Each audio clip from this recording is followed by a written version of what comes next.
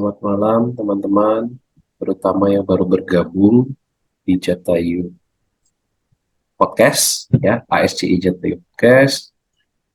Malam ini kita ngomongin tentang safety, ya, safety. Kita kasih judul safety si anak bawang, ya. Kenapa? Karena sebenarnya safety ini adalah justru harusnya hal yang paling utama, ya kan? Safety number one, utamakan selamat, betul kan?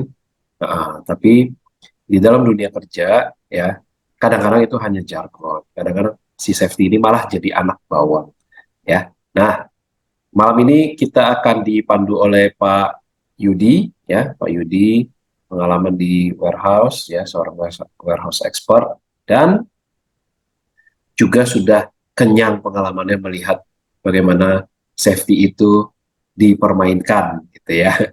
Nah, Bermainkan. ya. Dijadikan anak bawang.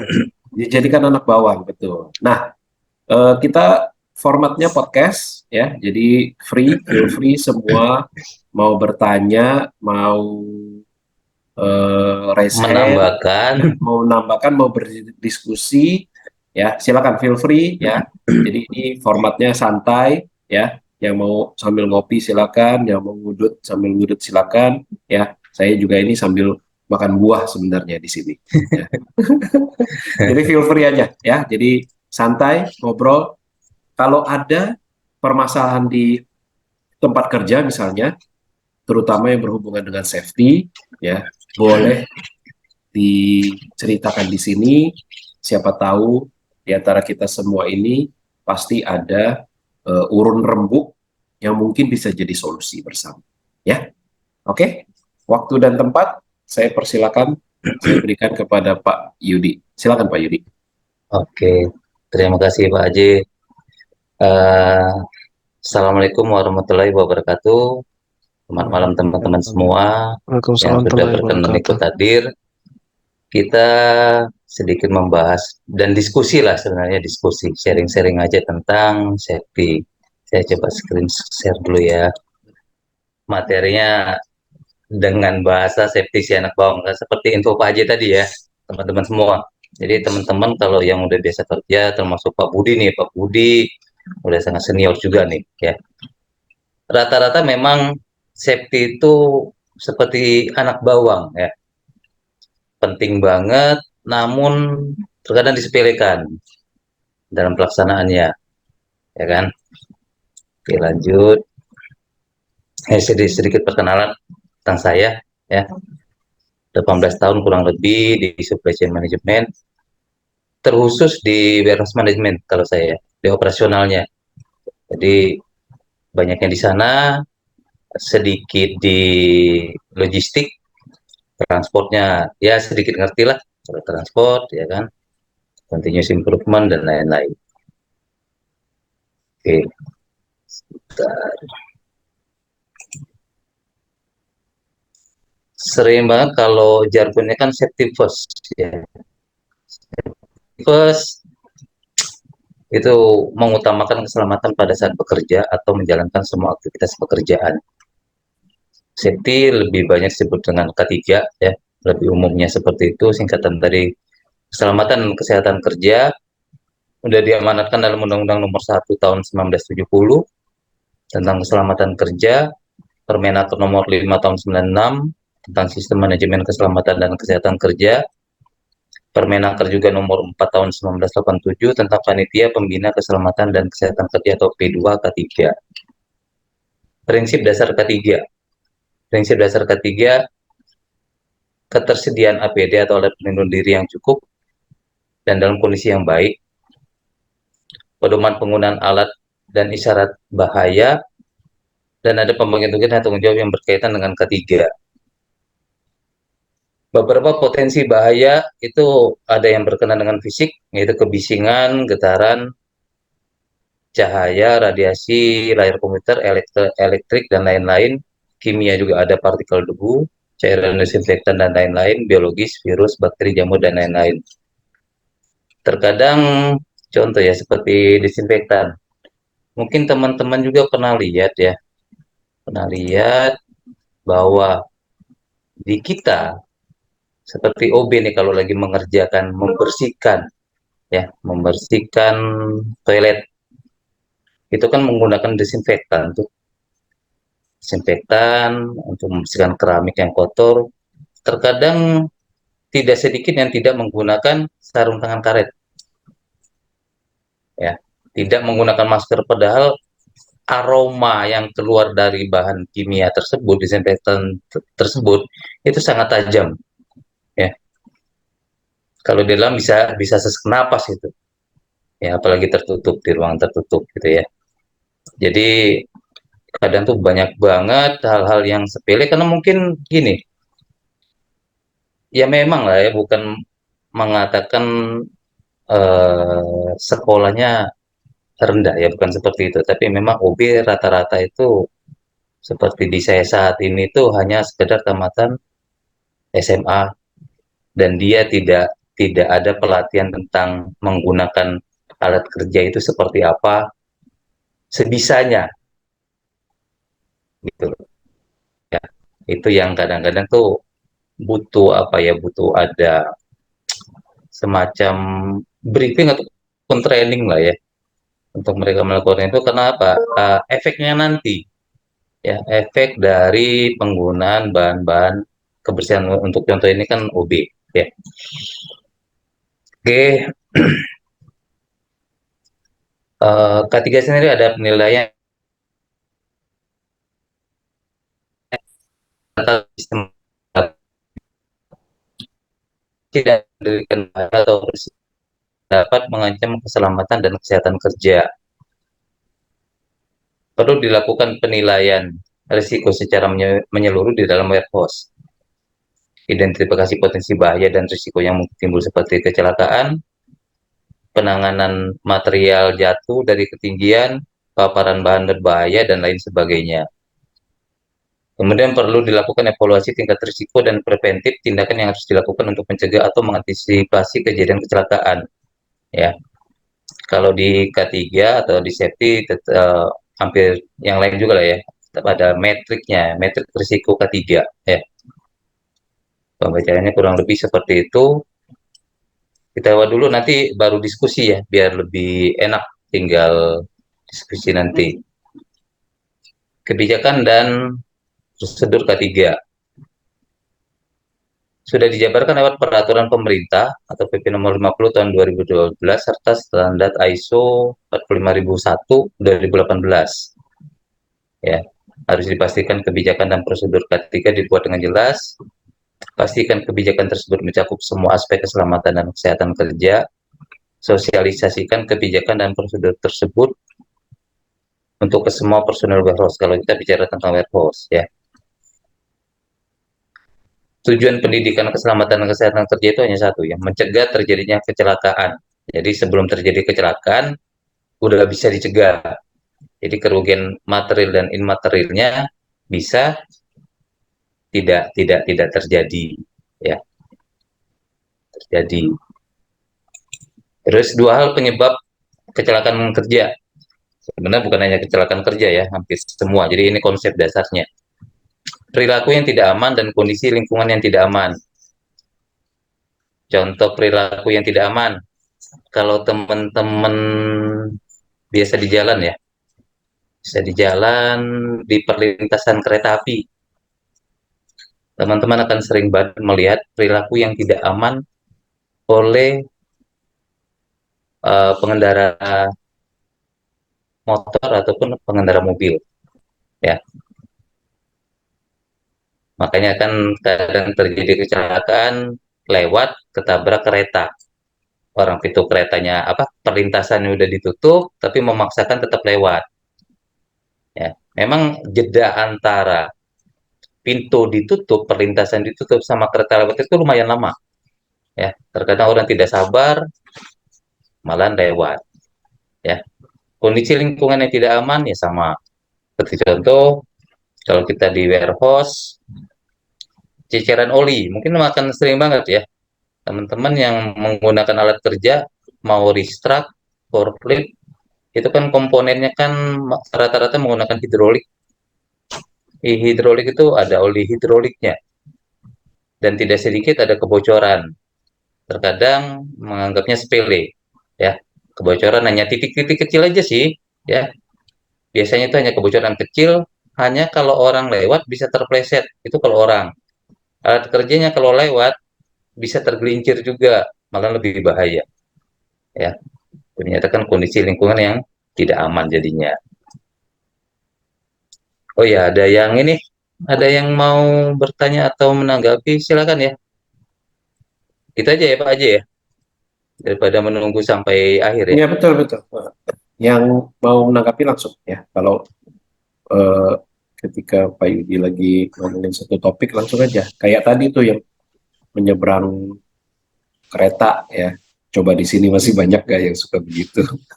Nah, Dulu dulu saya mudah begitu. mudah Hmm. mudah-mudahan sih nggak ada ya, Dulu saya tapi begitu Pak Yudi. oh ya gitu. Dulu saya begitu. Dulu waktu saya masih bawa motor, saya begitu. Ah, Apalagi kalau udah telat ke kampus, ya kan? ah, Nah, ya ya ya. ke kampus udah telat, ya kan? Kena kereta, ya kan? Hmm, Tengok kiri kanan, keretanya aja belum kelihatan. Langsung, iya. mas, ya kan? Eh, Ya jujur memang aja gitu lah, Pak pasti Haji. kita pernah lah, pasti pernah. Pak Yudi juga mungkin pernah. Coba Kalau jujur. saya perlintasan kereta belum pernah Pak Haji. Wah, luar Belum biasa pernah kalau kecuali Jepang. perlintasan kereta, tapi kalau perempatan lampu merah ada Sering. sekali-sekali jujur aja. Ada sekali-sekali ya. Oke, oke, Tapi ke oke. sini-sini nggak berani karena memang seperti kemarin jujur aja Hmm, saat pulang dari kerjaan di pertigaan Beos di eh, Kota Tua itu kan yes. lagi ada konstruksi busway kalau nggak salah ya. Hmm, Di situ posisi saya dari atas turun ke bawah dari flyover itu hijau. Tapi hmm, yang dari sebelah kanan, dari sisi yang kiri itu tetap masuk ngelewatin jalur kita gitu loh. hmm, Itu saya lewat hampir nyerempet motor. hmm. Saya klakson kenceng, yang emosi dia malahan. Itu. Padahal Ya, posisi oke. saya lampunya hijau gitu loh. Hmm. Ya kan? Kenapa? Ya memang lagi ada perbaikan jalan di situ. Sorry, bukan perbaikan jalan, perbaikan kelihatan apa? Halte ya, Pembuatan ini deh. halte Halte busway. kelihatannya. Hmm. Di Kota Tua tuh. Perempatan itu crowded banget di situ. Itu. Ya. Ya. Pak Budi mungkin ada ini. Ya, Pak, itu masukannya bagus sih, Pak. Pernah sih, Pak, dulu kejadiannya. Mungkin kita sudah tekankan safety ya. Kita dulu ada Hmm. material HCl, Pak. Nah, Hmm. itu dia kan sifatnya sangat korosif ya terhadap Iya, ini apa benar. namanya logam ya. Nah, Iya. dan kalau terkena air dia akan jadi kayak kabut gitu, apa namanya keluar asap Hmm. ya. Keluar asap. Karena kita penyimpanan tangkinya sudah tua, ada kebocoran, Pak. Sore Hmm. kejadian jam 5, saya waktu itu sudah mau pulang, saya keliling, loh ini ada Hmm. asap, ada apa? Saya tanya, oh nggak ada apa-apa Pak, ini aja cuma percikan HCl aja sedikit. Ah. Oke, saya keluar kan dari situ. Nah, pas jam 7, saya dapat laporan lagi, Pak, ini tambah tebel. Akhirnya saya datang lagi, masuk, saya lihat ternyata ada salah satu pipa transfernya yang bocor di situ. Hmm. Nah, kita butuh waktu sekitar 1 minggu lebih, Pak, untuk proses penanganannya ya. Karena kan Oh, saya harus lakukan proses pengosongan tangkinya di situ. pasti. Terus Iya, iya, yang kedua adalah melokalisir tumpahannya. Yang ketiga menangani benar. jangan sampai masuk ke saluran ya, terutama untuk Iya, saluran yang domestik itu. ini. Ya, ini butuh Benar-benar. waktu yang cukup panjang. Nah, kita juga koordinasi dengan HSE, dengan lab ya untuk bagaimana sih cara menetralkan HCl yang tumpah ini. Karena ACL. betul. Hmm. Nah, itu kan butuh waktu sekitar 1 minggu sampai dengan efek ini bisa bisa teratasi. Nah, yang benar-benar kita jaga saat itu adalah jangan sampai warga sekitar ini komplain atau merasa tidak nyaman karena ini kaitannya nanti dengan izin, terus juga Benar. nanti ada mungkin sidak dari KLH, dari kepolisian dan lain-lain. Nah, ini cukup apa ya ya satu menyita waktu untuk proses penanganannya, koordinasinya, Hmm. belum dampak lain seperti biaya dan lain-lainnya juga sangat cukup besar. Nah, plusnya tidak main-main, Pak, sekitar 6.000 liter, 6 ton kurang lebih. 6 Itunya ton. 6 ton Pak, Tuh, itu loh. dari kebocoran kecil itu tadi ya. Sebenarnya itu tidak kecil, ternyata apa namanya, pipa yang ditanam di bawah tanah itu pecah di situ. Oh, Jadi gitu. Karena tadi kan awalnya kan hanya hanya awalnya sedikit tuh kecil keluar Pak yang asap. kedetek ternyata. Heeh. Padahal kalau kita ini karena memang waktu itu perusahaan umurnya sudah cukup tua ya, sekitar Mm-mm. 51 tahun ya. Jadi banyak Hmm. apa ya, peralatan yang memang harus benar-benar kita ganti. Kita harus juga mencermati Mm-mm. satu-satu apa potensi bahaya yang mungkin timbul di situ. Jadi itu makanya pengecekan berkala alat kerja itu sangat penting. Yang Iya. kedua, koordinasi ya dengan tim, bahwa setiap Mm-mm. bekerja itu harus 5R-nya jalan, jangan sampai kelewat. Karena kalau sampai kelewat, itu salah satu faktornya kan, salah satu faktor pendukung. Pernah kejadian juga kan, Mm-mm. kita narik material dari penampungan, itu Mm-mm. lupa tidak dimatikan Pak untuk panelnya. Akhirnya kan Oh. diproduksi kelebihan supply, di penampungannya nggak cukup, akhirnya tumpah. Kadang itu Hmm. juga tidak tercatat di apa namanya logbook pengeluaran manualnya. Jadi, oh kita ambil cuma Hmm. 500 liter. Tapi begitu saya kalibrasi, saya cek di apa di bandul ya istilahnya kalau untuk di tangki Mm-mm. penyimpanan. Ini kok selisihnya 1.000 liter. Nah, 500-nya kemana? Nggak mungkin 500-nya ini diambil orang karena kan dia sistem pipa apa ya? Sistem pipa Mm-mm. terintegrasi ya. Nah, Ya. makanya itu yang kadang juga jadi kita harus jeli ya info ke tim kita bahwa selain 5R ya penekanannya adalah catat yang kalian kerjakan, kerjakan yang kalian catat. Itu jadi Mm-mm. apa ya? Sesuatu yang wajib untuk dilakukan. Seperti itu sih, Pak. Benar. Sama checklist ya, Pak Budi Betul, ya. checklist itu Checklist itu penting. terkadang ya, kalau kita yang sama-sama tahu lah ya. Checklist itu terkadang udah di checklist tanpa dicek. Nah, itu Gitu. Harusnya dicek baru di checklist gitu loh.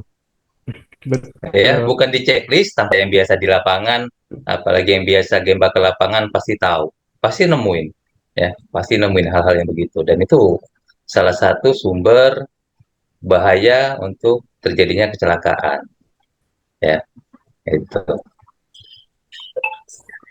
Kecelakaan dan penyelewengan, Pak. Terutama Nah, kalau di finish good, wah itu ngeri juga tuh, Pak.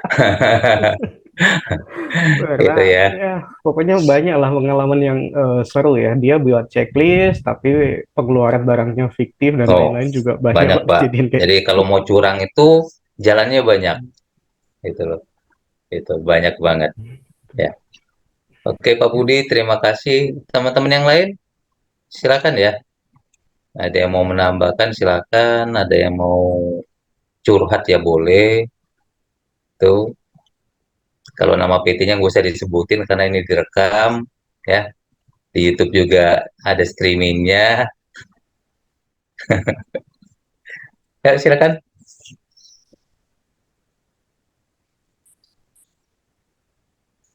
Ya, Oh, nggak jadi ada. kalau dengar dari Pak Budi tadi, ada yang penting banget ya dari safety. Itu kan satu, keselamatan. Kalau buat kita pekerja adalah keselamatan diri, Mm-mm. keselamatan nyawa gitu kan ya. Kalau buat perusahaan itu reputasi, ya kan? Kayak tadi Pak Budi bilang, kalau sampai warga komplain ya, nanti perizinan bisa nggak keluar, Iya, ya kan? Susah iya. ngurusin perizinan, itu reputasi, ya kan? Ketiga, cost, ya kan? Mm-mm. Biaya untuk ngeberesin sesuatu yang tidak safety itu sebenarnya lebih mahal daripada mempersiapkan safety itu sendiri. Benar. Ya, Setuju Pak Haji. jadi, nah, cuman kan kalau tidak terjadi kan tidak ada cost, ya kan? Maka Iya. perusahaan kadang gak usah terlalu keluarin cost untuk safety. Padahal, Mm-mm. padahal cost untuk safety ini mencegah cost yang lebih besar. Iya, benar. Gitu. Oke, Oke. Ini Imal di mau tanya obrolan. ya. Imal mau nanya ya. Ayo open mic, open cam. Kalau nggak mau open cam nggak apa-apa. Ya, open mic.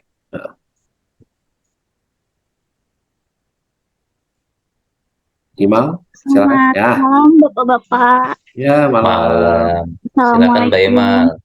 Waalaikumsalam warahmatullahi wabarakatuh. Waalaikumsalam warahmatullahi wabarakatuh. Silakan. Iya, jadi beberapa bulan kemarin itu dimulai dari bulan Juli, kita itu ada tender Kemenkes. Lalu ruangan saya ini karena berpendingin, dipindahkanlah ke ruangan sebelahnya gitu yang bisa kita pakai. Jadi ruang pendingin kita ini dipakai untuk isopropil alkohol. Hmm. Nah, di ruangan kita ini kan banyak kabel, Pak. Karena kita pindahan, kabel itu kan otomatis terurai. Hmm. Pas tender itu sudah selesai, kita balik lagi ke ruangan kita, tapi kondisinya jadinya kabelnya masih belum tertata gitu, Pak. Hmm. Nah, dapat seminggu saya balik ke ruangan itu, saya ngerasa kok, misalkan ada ada pintu penghubung ya misalnya dari ruang packaging ke finish good itu kan ada pintu penghubung. Nah, saat pintu penghubung itu kebuka, salah satunya itu otomatis kayak bel atau alarm gitu, karena ada pintu yang kebuka itu kan otomatis itu akan nyala. Dan di situ itu kan ada kabel-kabel gitu kan, Pak. Nah, saat saya kayak buka pintu atau misalnya megang hidrolik gitu atau megang printer atau mesin fotokopi, itu saya kayak sangat strumnya gitu. Oh. Iya. Nah, saya tanya ke beberapa teman tapi yang nggak di ruangan saya, kayak di lapangannya itu, Pak, saat buka pintu ada yang kestrum nggak sih gitu, apa saya doang gitu kan. Terus beberapa teman itu ada yang bilang kayak, oh iya, tapi nggak sering gitu. Emang Mbak Ima sering nggak gitu kan? Iya sih, sebelakangan ini semingguan ini saya kayak gitu. Kadang di rumah pun kalau bersentuhan kayak barang-barang elektronik kayak kulkas atau mau menyetrum apa gitu, saya kestrum gitu kan. Dan itu kan menurut saya bahaya ya. Jadi kaget kan sayanya, begitu kan, Pak. Itu ada hubungannya dengan kabel-kabel itu, atau memang dari sayanya kata orang-orang, oh di Mbaknya kali Mbak negatif gitu. Jadi bahan bercandaan. Begitu Bapak. Maksudnya negatif nih apa ya? Auranya negatif atau? Iya, malah dibercandain seperti itu. Bisa-bisa kalau di lampu nyala itu. Bisa nyala ya. Full PLN kalau kayak gitu ya. Tinggal pegang Mbak Ima udah langsung nyala lampunya. Trip satu berarti, Pak. Itu penjelasannya gimana tuh Bapak-Bapak? Kalau gitu sih, karena kan bukan hanya Mbak Imal ya tadi ya, ada teman-teman yang lain, tapi mereka tidak rutin merasakan seperti itu. Bisa jadi memang di Mbak Imalnya yang lebih sensitif gitu loh, secara ini ya, gitu loh. Kalau mereka sendiri merasakan yang sama setiap pegang pintunya seperti tersengat listrik, ada sengatan listrik, artinya kan sama semua.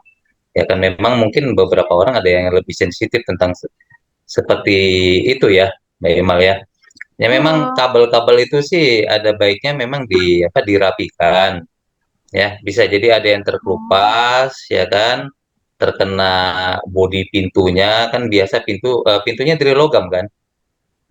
Iya, pegangannya itu loh Pak. Pegangan dan bingkai pintunya itu kan ada, ya gitulah besi-besinya ya. Iya. Itu ya kan. Jadi saya kalau buka pintu itu kacanya yang saya dorong.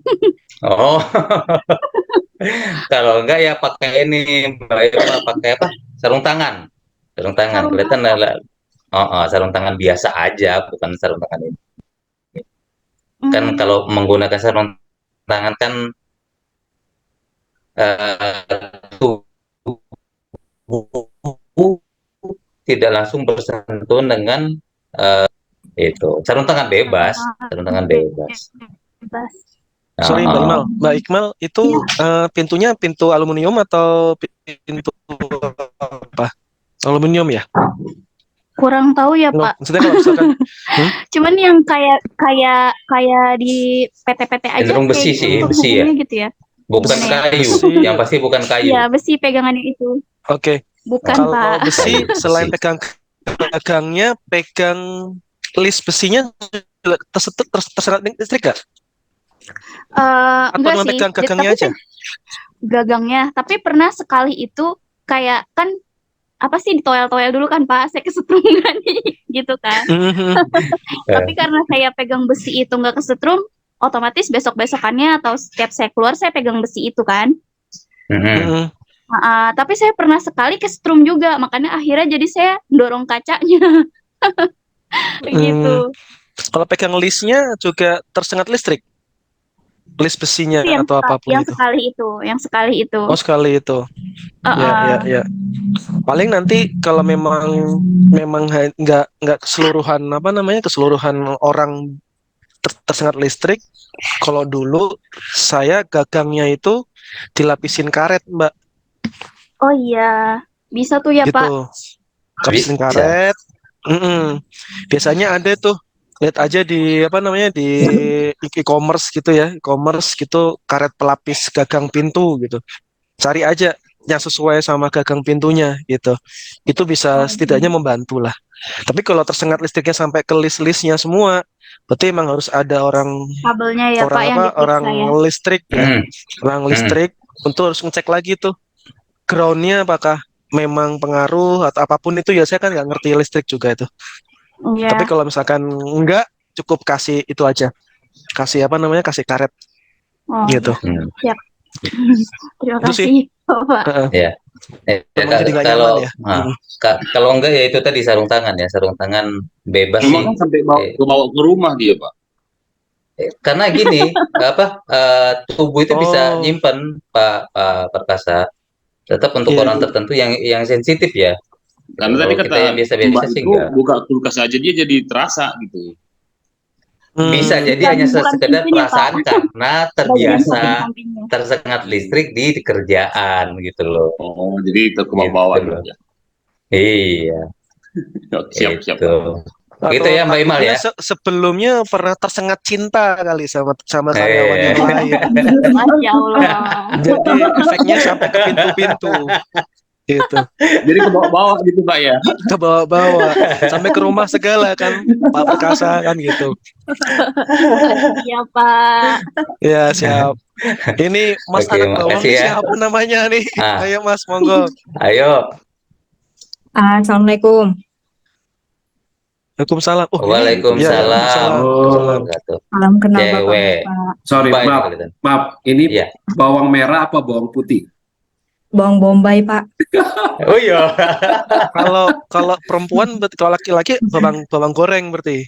Kalau perempuan bawang merah, bawang putih. Oke, Ayo, silakan. Mbak, monggo. Cuman mau menanggapi tadi yang ditanyakan sama Mbak Imal mengenai pintu yang ada listriknya ya.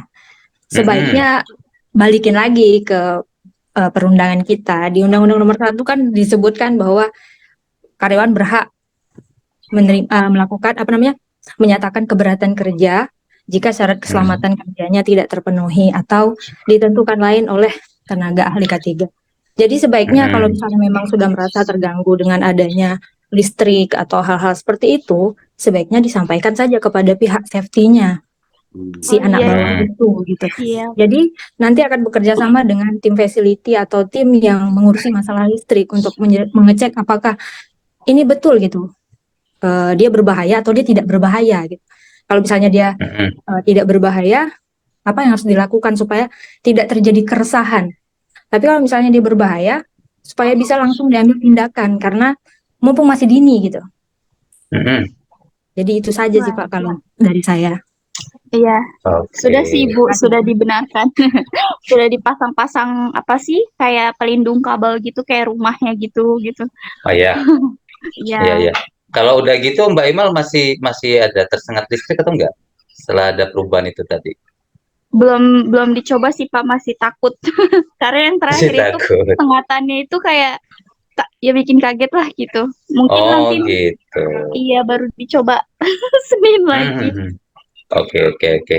Mudah-mudahan clear lah ya, udah diperbaiki, udah ditanggapi, Ya, udah nggak ada lagi sengatan listriknya, ya. Gitu. Ya, siap. dan terima kasih buat Mbak Bawang Bombay tadi. Melihat ini kita lihat dari sudut aturan perundang-undangan ya, bahwa kita sebagai karyawan berhak ya, dan ini nggak hanya masalah listrik ya. Intinya sebenarnya ketika kita merasa di tempat kerja kita itu tidak menjamin keselamatan kerja kita, ya, jangankan keselamatan kerja, tidak memberikan kenyamanan kerja aja, kalau nggak salah ya, kita bisa menuntut secara aturan perundang-undangan. Ya, betul nggak, Mbak Anak Bawang? Bawang. Mbak. Udah enggak. Kemungkinan bisa didiskusikan mungkin ya Pak. Nah, itu, ya kan? Nah, maksudnya apalagi kecelakaan kerja, resiko kecelakaan kerja, ya kan? Itu pasti kita bisa lakukan sesuatu hubungannya dengan perundang-undangan. Itu sih menurut saya. Oke, thank you. Oke. Yuk lanjut Pak Yudi. Kita lanjut lagi ya. Yuk. Lanjut dulu, nanti 2 slide, 3 slide diskusi lagi ya. Oke, 3, pelatihan karyawan ya. Lakukan pelatihan dan training yang ada di warehouse mencakup penggunaan peralatan kerja dengan aman ya. Jadi penggunaan peralatan kerja itu bukan hanya sekedar menjalankan seperti biasa ya, ada prosedur yang harus dimengerti oleh tim gitu loh. Tidak sedikit seperti safety belt untuk forklift, untuk reach-truck, itu tidak dipasang saat mereka menjalankan alat kerjanya. Padahal itu sangat penting. Ya, itu sangat penting. Itu. Terus tindakan pencegahan kecelakaan kerja, prosedur penanganan keadaan darurat, langkah-langkah keselamatan yang harus dipahami dan diikuti. Ya, contoh tadi ya, safety belt-nya ya. Jadi saya itu pernah ada kejadian di Kerawang, perusahaan yang lama. Forklift itu remnya blong loncat dari loading dock yang tingginya 1,5 meter ada deh tingginya. 12. Tapi saat itu kebetulan operatornya menggunakan safety belt. Jadi alhamdulillah nggak apa-apa. Ya. Kalau dia tidak menggunakan safety belt, otomatis akan terpental dan mungkin akan mengalami fatality lah ya, kecelakaan kerja yang lebih parah malahan. Itu, ya. Itu. Jadi Pak Yudi, ya. tanya dong, Pak Yudi, tanya dong. Ya. Oh. Emang di forklift itu ada seat belt? Ada Pak Haji. Soalnya saya nggak pernah lihat operator forklift pakai seat belt. Jarang Pak Haji. Boleh tanya lah ke sini di teman-teman di sini ya, yang di lapangan. Seberapa sering operator menggunakan safety belt di forklift? Banyaknya tidak. Gimana? Sekedar ini, isyarat kan kalau mau belok mendekati belokan ataupun perempatan pertigaan, kalau di gudang, operator itu wajib membunyikan bel. Dan itu pun masih jarang dilakukan. Gitu. Ya.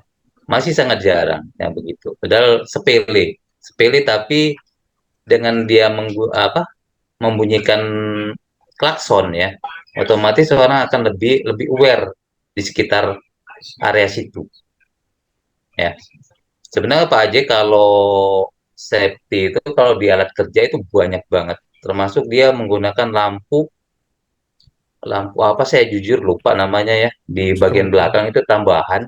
Namanya apa Pak Budi? Strobo yang kayak sirine kecil itu, lampunya muter itu. Strobo. Atau kalau mundur itu ada rotary lamp. Rotator lamp. Atau ada rotary lamp itu kan untuk ini aja nih ya, untuk itu. Jadi kalau mundur back, dan maju ada tuh back spot, dia ada backlight, ada backlight spot.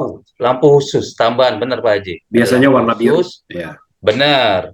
Lampunya warna biru itu untuk orang lebih hati-hati. Jadi kan kelihatan tuh ya, karena kan cahayanya kan terang banget gitu. Jadi Jadi memang di alat selain mundur itu harus bunyi, dia ada ada lampu. blue spot ya kita sebutnya. Ya.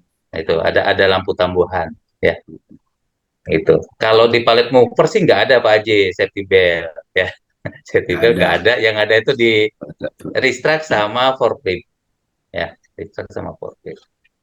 Jadi penggunaan alat kerja itu terkadang kalaupun ada biasanya kendor Pak. Safety belt. kalau di supir, nah ini kalau di supir nih Pak Haji, Iya. sopir itu hanya meletakkan di sebelahnya tanpa dikancingkan tanpa dikancingkan dengan benar. Jadi kalau disorot sama kamera, kalau di jalan kelihatan seperti dia menggunakan safety belt. Makanya kalau polisi memberhentikan mobil, itu dia akan coba tarik safety belt-nya. Gitu. Itu pernah kejadian. Jadi ditarik kalau memang dia benar kunci aman. Gitu loh. Kalau enggak ya 50.000. Itu. Bukan udah naik Pak 100.000 sekarang. Oh sekarang kalau yang waktu itu 50.000. Itu. Jadi banyak banget ya. Itu banyak banget safety belt itu banyak banget yang tidak digunakan. Kalau di daerah Ya kita pribadi. safety belt Pak. Kadang orang Kalau itu bonceng Pak di forklift Pak. Oh iya itu dia biasa. Itu udah biasa Itu tuh udah Pak. Kalau itu sering Pak. yang istirahat itu Pak. Itu aduh saya katakan Kalau sampai saya udah pernah lihat ini Pak Budi karena dia ikut bonceng orangnya mental aduh, karena ngeri, Pak. saat belok dia kenceng gitu. Kecepatannya lumayan tinggi dia berbelok kan memang forklift nggak boleh ya bonceng di pinggir operator itu nggak boleh ya kan itu loh itu mental orangnya jujur aja. Kalau satu mending Pak. Saya pernah itu lihat itu di kiri ada 2, di kanan 2, di belakang 3. Waduh. Itu,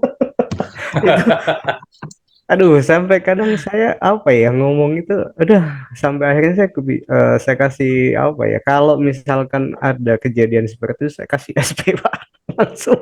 Oh iya benar Karena itu benar sangat apa ya, sangat fatal lah. Jadi kalau misalkan dia jatuh ke lindus juga masalah. Terus zero, biasanya kan perusahaan ada target zero accident, jadi menghindari iya near Pak accident atau segala macam. Akhirnya kan nggak tercapai Pak kalau ada kondisi seperti itu.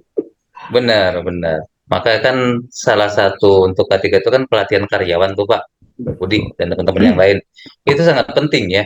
Jadi pelatihan itu bukan hanya berkenan dengan menghindari kejadian kecelakaan fatal dan lain-lain, tapi apa? Penggunaan alat kerja juga itu harus di training gitu loh. Safety-nya seperti ini penggunaannya gitu loh. Ya.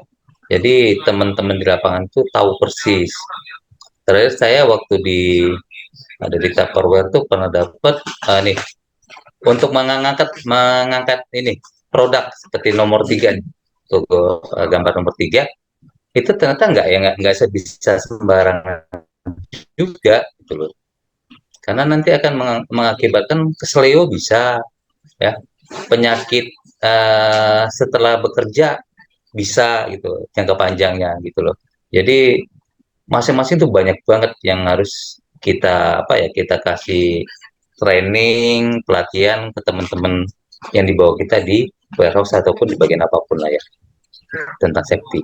Betul, Itu. setuju Pak. Karena itu nomor 1 sih Pak. Dulu pas di RPX ya, untuk proses yang nomor 3 tuh angkat-angkut pun kita juga dilakukan training, proses yang benar, peletakannya seperti apa, maksimum beban, posisinya nanti seperti apa. Terus kayak supporter apa ya, yang kayak sabuk hernia gitu, itu juga kita diwajibkan pakai untuk yang ini. Backpen support. Betul, itu namanya lupa. Karena kalau ngangkat itu ada aja Pak Budi, ya kan? Betul, apalagi kalau yang loadingnya menggunakan manual dan packagingnya 150 kilo, Pak. Itu resikonya sangat besar ya. Masih ada sih beberapa perusahaan yang seperti itu. Mm-mm. Oke, saya lihat ini ya, lihat grup chatnya. Angkat berat, salah posisi bisa encok Pak David ya. Bukan hanya encok Pak, kesleo ya. Kalau encok itu dia bisa dikatakan penyakit karena efek bekerja ya. Kalau kesleo terjadi itu saat bekerjanya gitu loh. Nomor 3 saraf kejepit ya bisa Pak Martin ya. Nama nomor 4 itu kejatuhan ini Mbak Imal ya, jatuhan barang dari atas ya. Itu bisa terjadi. Makanya kalau di warehouse wajib menggunakan helm ya. Walaupun itu dus yang 3 kilo, kalau dia jatuh dari ketinggian yang lumayan dan menimpa kita, ya pusing juga ya. Kalau enggak, ya bocor kepalanya kan gitu. Jadi di gudang nanti akan ada ini ya. Berikutnya deh, ada ini.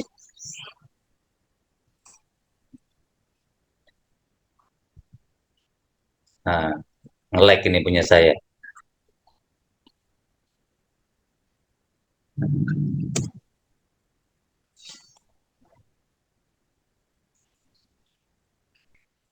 Nih ya, 4 alat pelindung diri APD. Nah, ini Mbak Imal ya, pelindung kepala. Ya, itu penting banget kalau di warehouse ya. Jadi salah satu inilah ya, alat pelindung diri APD. Warehouse wajib ya menggunakan APD. Memang teman-teman di lapangan itu kebanyakan nggak mau pakai karena memang rada ribet ya. Karena tidak terbiasa sebenarnya. Kalau udah terbiasa mah bisa ya. Menggunakan helm, sarung tangan, kacamata, sepatu safety, masker, earplug ya. Pakaian khusus untuk pekerjaan tertentu. Balik lagi, pelatihan dan training secara berkala itu wajib banget ya. Refresh ke teman-teman di lapangan agar apa? Mereka apa ya, untuk membangun budaya safety di teman-teman di lapangan. Jadi nggak bisa sekali 2 kali hanya sekedar diberitahu, nggak bisa ya. Terkadang seperti Pak Budi tadi aja udah kasih SP aja, orang itu akan ada aja yang melanggar nantinya gitu loh ya. Seperti obrolan di grup WA, udah dikasih contoh-contoh kejadian kecelakaan kerja yang fatal pun orang masih aja ya ada yang melanggar gitu. Padahal efeknya itu begini loh nanti kalau melanggar, ya kan? Itu. Jadi membangun budaya itu memang susah banget ya. Ya salah satunya itu ya tadi helm. Masih sangat jarang teman-teman yang menggunakan helm di kerjaan. Ya, kalau ketahuan diomongin baru pakai. Nanti lihat nggak ada, udah nggak dipakai lagi. Ya, itu. Safety vest ya, itu penting. Sepatu safety yang untuk menghindari ya kadang ada aja lah ya. Kita lagi ngangkat barangnya lepas, jatuh ke kaki. Kalau menggunakan safety shoes otomatis kaki akan terlindungi lah ya. Karena biasanya jatuh itu nimpanya di sekitaran jari-jari, di jempol, ya, di jari-jari lah terutama. Gitu. 5. Pengawasan dan inspeksi. Selalu lakukan pengawasan dan inspeksi rutin, terutama Gemba ya. Gemba itu penting banget. Gemba itu kalau jadi rutinitas akan sangat bagus efeknya. Hanya kalau saya pribadi sih Gemba itu lebih cenderung dibuatnya seperti sidak ya. Bukan dilakukan rutin setiap hari tertentu. Jadi saya pernah di Ciawi itu setiap Senin Gemba semua, termasuk oleh plan factory-nya, plan manajernya, ya. Hanya gitu karena udah tahu Gemba dan tujuannya kemana saja, orang udah rapi-rapi dulu, udah disingkirkan dulu gitu loh. Ya, jadi gembanya nggak dapet sebenarnya. Pak Budi langsung ketawa. Tujuan gembanya nggak dapet gitu loh. Ya, itu. Dan itu saya liatin sendiri. Jadi kalau ada yang rusak, barang rusak disingkirkan dulu. Kan udah tahu nih nanti gembanya jalurnya kemana kemana gitu kan. Tujuannya kemana udah tahu. Singkirkan dulu. Aman gitu kan, nggak jadi temuan. Itu. Tapi kalau gembanya seperti sidak, otomatis nggak ada yang persiapan. Jadi kita bisa melihat real di lapangan itu seperti apa. Ya, itu. Tujuan inspeksi, identifikasi kondisi tidak baik ya. Terus identifikasi tindakan tidak aman, menentukan penyebab, ya, otomatis penting banget. Jadi kita bisa menghindari kejadian yang fatal berikutnya gitu kan. Melakukan perbaikan dan bukan mencari kesalahan. Karena kalau mencari kesalahan orang itu banyaknya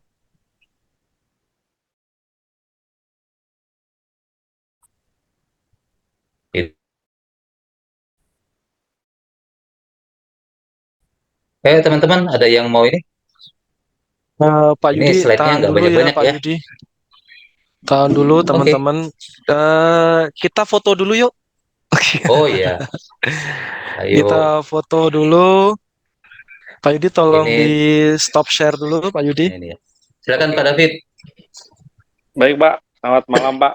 Pak Haji, Pak Tama, Malam dan Pak Pak Yudi. David. Selamat malam. Eh, ini topik menarik ya, Pak, karena Oh, sangat. mengingatkan saya jadi dulu pernah pengalaman di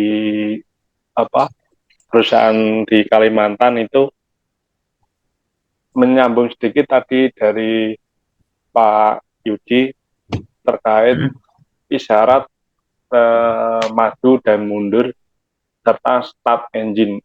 Sebetulnya dulu itu pernah ada training itu kalau misalkan start engine kita ada isyarat klakson 1 kali, maju itu 2 kali, mundur 3 kali. Itu kita terus sama ini Pak, bentar, terkait dengan tujuan keselamatan kerja itu mungkin safety talk itu sangat penting ya Pak, Iya. terkait untuk Setuju, bagaimana setuju. tujuan zero accident itu tercapai gitu loh. Nah, terus implementasi terhadap lingkungan kerja juga sangat pengaruh terkait fasilitas ya Pak. Ada ya warehouse itu kan mungkin yang di warehouse kimia itu kan disediakan alat cuci mata ya Pak, itu demitar. Itu kadang itu malah terlupakan, air enggak diganti, terus enggak sering cek gitu loh Pak. Oh ya. Tadi benar juga Pak, di Bapak menjelaskan seperti operator jarang memakai safety belt, itu sering saya temui. Belum lama ini saya juga mengalami operator saya terjun bebas dari loading dock karena remnya blong. Ya. Oh sama, saya pernah sekali itu juga. Itu untungnya masuk ke dalam truk jadi tidak terlalu parah. Setelah itu kita review apa sih ini penyebabnya, terus kita adakan P5M safety talk, saya kumpulkan, lalu ya tadi dari situ saya mikir gini Pak, kita boleh berpikiran negatif terhadap lingkungan sekitar kita. Bahaya-bahaya mana saja yang bisa kita reduce, itu mungkin kita eliminasi ya Pak. Di safety itu kan ada beberapa cara untuk mengurangi kecelakaan kerja. Ada yang eliminasi, substitusi atau separasi, sama engineering controlnya, benar, adopsi of safe practice sama personal protektif ya Pak. Mungkin itu sih Pak. Iya Pak. Yang saya share kali ini, mungkin ada tambahan dari Bapak-Bapak sekalian. Terima kasih. Terima kasih Pak David. Iya, ya itu ya Pak David ya. Sebenarnya kan kalau untuk yang cuci mata itu bukan hanya untuk yang bekerja di bahan chemical ya.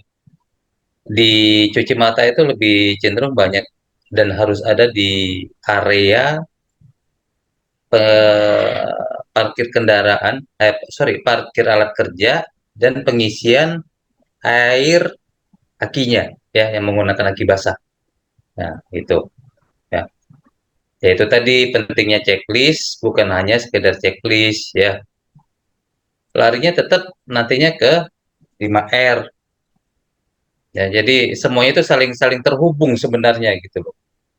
Ya, kalau rutin menjalankan 5R otomatis untuk implementasi safety-nya akan lebih terkontrol ya.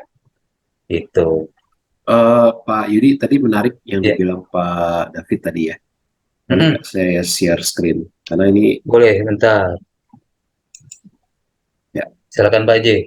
Ini bagus ya. Ini mengingatkan saya pada ini. Udah kelihatan belum screen saya? Udah. Nah, Udah, Pak J. ini yang disebut sama Pak David tadi hierarchy of control tadi, ya. Jadi safety itu seperti ini, ya.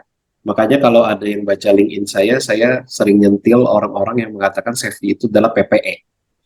Ya, kalau menggunakan APD itu sudah yang paling safety, ya. Padahal kalau kita lihat ini hierarchy of control, ya, PPE atau APD itu adalah yang terakhir. Paling bawah. Terakhir, Jadi gini, kalau kita naik motor, kenapa harus pakai helm? Ya kan? Karena ya kalau bisa sih nggak naik motor gitu, ya kan? Kalau bisa eliminasi gitu loh. Iya. Ya, yang paling tinggi itu hierarki, yang paling tinggi dari safety itu adalah dieliminasi. Eliminasi. Jadi hazard, resiko-resiko itu tidak boleh ada kalau bisa. Kalau tidak bisa, disubstitusi, ditukar, ya kan? Tukar. Misal alat ini tidak safe, ada nggak alat yang lain? Jalan ini tidak safe, ada nggak jalan yang lain? Gitu loh. Ya. Yeah. Kalau masih tidak bisa, engineering control. Kalau memang harus lewat sini, oke, berarti gimana? Ya kan? Dikasih apa di sini? Dikasih belok sedikit, pembatas ya kan? atau apa Atau gitu dikasih ya? pembatas, betul. Ya kan?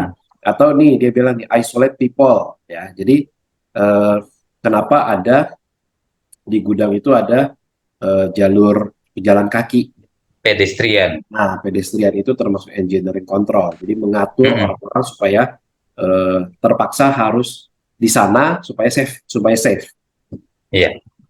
Nah, terus baru namanya administrative control. Administrative control itu apa namanya, rambu-rambu gitu misalnya, ya kan? Nah, itu administrative control. Terakhir baru PPE, ya. Jadi ini yang tadi Pak David bilang tentang safety. Dan inilah mindset yang sebenar-benarnya dari safety, ya. Jangan pokoknya udah gue udah pakai helm, gue udah pakai jaket, gue udah pakai safety shoes, berarti gue aman, ya. Betul, Pak. Benar. Betul. Nah, itu hanya mengurangi apa ya, Resiko. bukan risiko apa? Bahaya. Namanya itu severity-nya, keparahannya. Jadi APD itu hanya mengurangi keparahannya, gitu loh, ya kan? Kalau kita pakai PPE kan tidak berarti kita tidak akan kejatuhan barang, ya kan? Iya, benar. Nah, tapi kalau kita kejatuhan barang, minimal keparahannya itu minimal, gitu, bisa diminimalisasi. Itu. Benar. Ini yang harus kita tanamkan dalam benak kita sebagai orang supply chain di tempat kita itu kerja penuh dengan bahaya, ya. Ini, ya, hierarchy of control ini, ya. Googling aja, ya. Apa yang benar. hierarchy of control, ya. Silakan lanjut Pak Yudi. Sorry, nyambung dikit ke Pak Aci tadi. Ya. Ingat severity itu, ingat itu ya, SEP ya, SEP Risk Management. Itu juga mirip tuh. Severity, terus kemudian exposure sama probability. Jadi SEP atau SFP, severity, frequency, sama probability. Seperti itu. Iya, iya. Itu kan ada tuh di lingkungan kerja kita itu dihitung tuh severity-nya gimana gitu. Bahkan sampai kalau nulis pakai bolpen menggunakan cutter itu bagaimana tingkat keparahannya kalau terkena. Terus kemudian di lingkungan yang ber-AC langsung nyentor ke punggung itu AC-nya ya kan. Itu juga severity keparahannya gimana, masuk angin lah atau kerokan misalkan begitu. Iya, sebentar ya. Sorry diganggu sama anak saya. Ya, sekarang nggak ada administratif kontrol, nggak ada rambu-rambunya. Jadi ada gitu. Jadi apa namanya? Ya itu tadi apa namanya salah satu untuk eh, apa ya mengidentifikasi apa namanya identifikasi risk apa namanya resiko Ya, gitu. Jadi kalau boleh Pak Yudi nyambung dari Pak Aceh, sebenarnya cocok banget kalau saya apa namanya share screen yang ini nih. silakan, silakan. Izin Kalau ya, sebentar ya, siap, izin ya. Izin. Ini muka-muka udah terlihat. Nah, ini adalah bahasa kalau di otomotif namanya stop six. Stop six ini ya, Safety Tax Zero Accident Project. Ini ada six-nya adalah 6 penyebab kecelakaan gitu. Nah, biasanya terkenalnya A sampai F. A itu aparatus atau terjepit di antara dua benda. Itu hmm, tergores, terjepit, itu masuknya aparatus. Terus kemudian B, big heavy, terbentur benda berat. C, car, car itu kecelakaan transportasi. D1, D2 ada drop, ada dangerous dangerous material. material Ini terjatuh, ini dangerous material, terpapar material yang berbahaya. berbahaya. Entah itu hanya debu, karena memang di lingkungan berdebu misalkan, makanya ada IWAS. Kemudian E1, E2, electricity dan ergonomik. Ada tersengat listrik dan ada posisi tubuh yang nggak benar. Contoh di forklift. Di forklift itu posisi tubuhnya emang harus bersandar dengan apa namanya dengan kursinya itu ergonomik banget Iya, itu. mhm, Gitu. Jangan sampai terlalu maju atau terlalu ngelosor gitu kan ya. Itu emang posisinya udah ergonomik. Terus kemudian F itu fire, yaitu terbakar atau terkena benda panas. Nah, biasanya A, B, C sampai F ini itu dibikin stiker, Bapak-bapak, teman-teman. Bikin stiker dan ditempel di lokasi yang akan terjadi, maksudnya berpotensi adanya kecelakaan ini. Misalkan di panel. Di panel berarti ada bisa electricity, bisa fire gitu karena misalnya ada aliran arus listrik yang akhirnya menyebabkan kecelakaan apa namanya kebakaran misalnya seperti itu. Jadi dengan identifikasi begitu nanti alat pemadam kebakarannya yang dekat di sebelahnya itu apa, apar jenis apa misalkan atau mhm, CO lah atau apapun itu gitu misalkan. Terus kemudian di forklift berarti ada car, ada C, ada ergonomik seperti itu. Jadi macam-macam lokasi kerja tuh ada identifikasi seperti itu. Jadi menandakan bahwa kita ada aware di situ. Oh, kalau kita masuk ruangan ini, berarti teksnya apa nih? Kalau teksnya begini, berarti APD yang digunakan seperti apa? iya, Gitu. Bahkan di mobil, di supir si driver itu pun juga ada gitu. Ada tuh logonya itu ditempel di apa namanya di pintu mobil. Orang biar tahu bahwa oh kalau ke sini berarti harus APD seperti ini. Oh harus begini, harus begini. Ergonomik, safety. Memang harus bersandar. Posisinya mhm, begini. Kalau ada tiltnya seperti apa. Terus kemudian apa namanya mirrornya bagaimana. Itu ada tuh checklistnya juga. Ada tanda-tanda seperti teks yang A, B sampai F ini. Ini salah satu mengurangi atau tidaknya aware lah terhadap kita dalam memasuki area tersebut atau melakukan ya, pekerjaan tersebut. Itu aja sih, teman-teman. Jadi nyambung, ini masuknya adalah dari sisi kita awareness-nya gitu.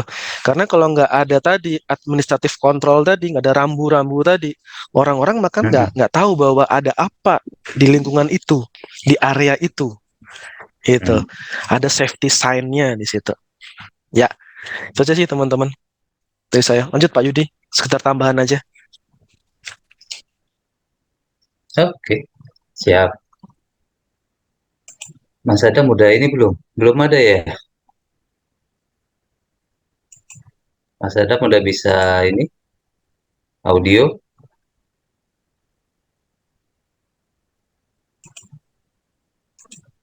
Ada itu Mas Adam. Ada itu. Halo, Adam. Mas Adam. Iya, nggak bisa on mic. Nggak bisa. Sebenarnya sudah Mas Adam. nanya, Mas Adam ini sudah nanya kok di atas. Iya, mungkin mending open mic aja, Mas. Soalnya Nggak bisa. pertanyaannya hampir 20 halaman nih. Enggak, tapi mungkin mic-nya rusak kali ya. Mic-nya rusak ya. Mic-nya rusak ya. Mas Adam. Nggak tahu. Mic-nya rusak. Yes, Pak Yudi, saya bacakan Pak Yudi. Pak Yudi nanti itu ya jawab ya. Oke. Pak, saya bekerja pada industri furniture. Untuk industrinya sendiri masih tergolong industri berkembang. Seperti yang kita ketahui pada industri furniture ini untuk pekerjanya rata-rata berawal dari pengrajin. Dan industri tersebut juga berawal dari workshop kecil. Pertanyaan saya, bagaimana cara menerapkan sistem K3 pada industri berkembang tersebut? Kemudian untuk pengenaan APD di lapangan merupakan masalah dilema bagi pengrajin. Monggo Pak Yudi. Oke. Ya. Untuk tadi apa yang pertama kata Furniture. Furniture, terus kemudian ya tadi bagaimana untuk cara menerapkan penerapan sistem ketiganya? K3? Mm-mm. Oh, ya memang kalau apalagi furniture ya, otomatis biasanya kan di apa ya di area yang secara pendidikan kan rendah-rendah ya. Nah, itu pendekatannya memang akan lebih lebih susah. Tapi bukan berarti tidak bisa ya. Karena kalau dikasih tahu mereka kan ngomong lah, Pak saya kerja begini udah tahunan nggak apa-apa kok, gitu loh, ya kan, aman-aman aja, gitu loh, ya kan, ya karena belum ada kejadian-kejadian yang fatal kan gitu. Kalau udah terjadi nanti lupa lagi. Ya minimal di apa ya, pelan-pelan dikasih pengarahan ya, pengarahan bahwa mengerjakan ini nih harusnya begini nih safety-nya gitu loh. Karena kan mereka berkenan dengan benda-benda tajam juga, alat-alat listrik juga gitu kan ya. Karena kalau kita lihat di lapangan, jangankan UMKM, pengrajin seperti di saya aja, alat kerjanya itu saya ngeliatin aja cenderung tidak terlalu safety ya, padahal itu alat las gitu loh. Karena menurut mereka biasa seperti itu, tuh kan.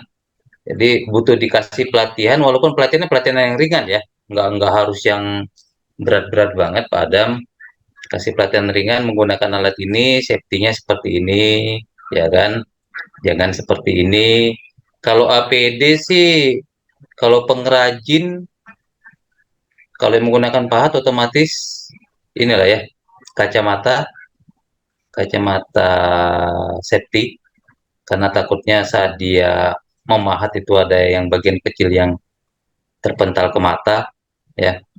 Kalau dia bagian nyemprotnya otomatis menggunakan masker lah ya, masker khusus, karena biasanya itu kan di pernis gitu itu kan biasanya semprot juga tuh ya.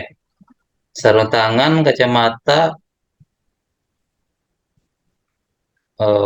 masker mungkin itu yang ini Earplug, ya.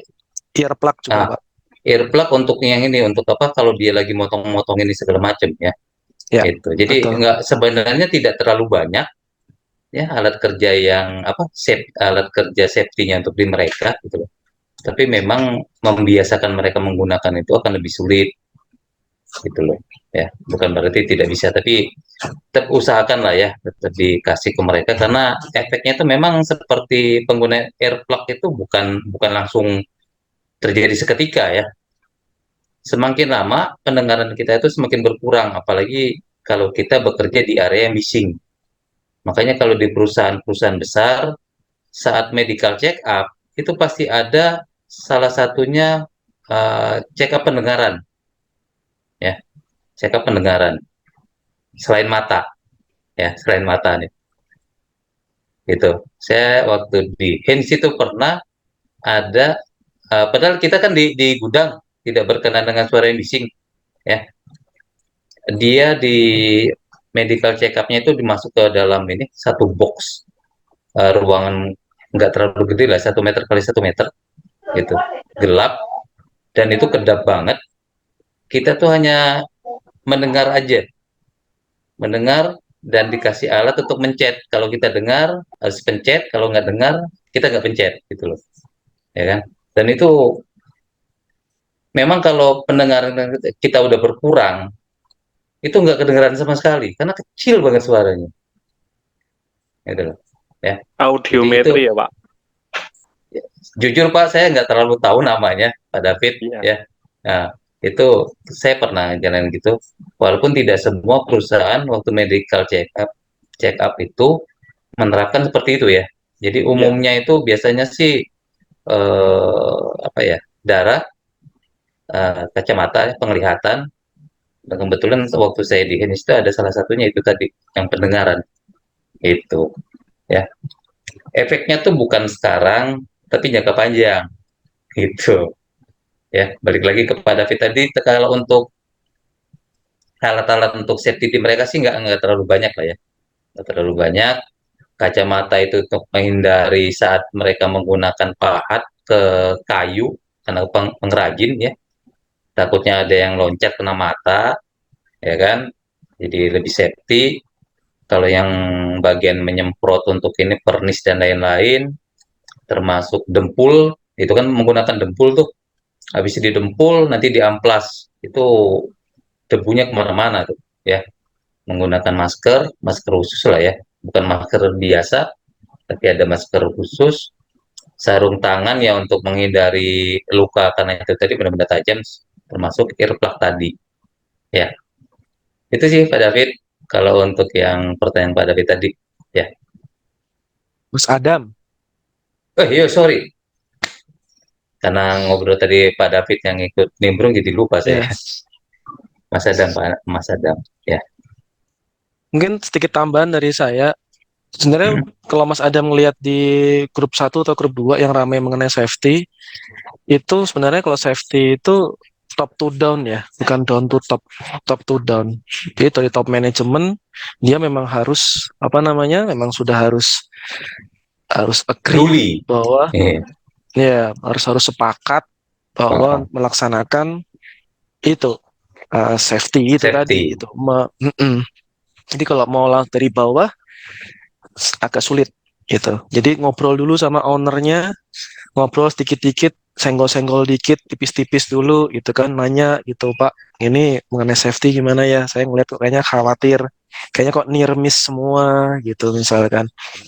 Gitu apa namanya, debu-debu kemana-mana, udah pada bersin-bersin, mata udah berair, gimana Pak ya gitu.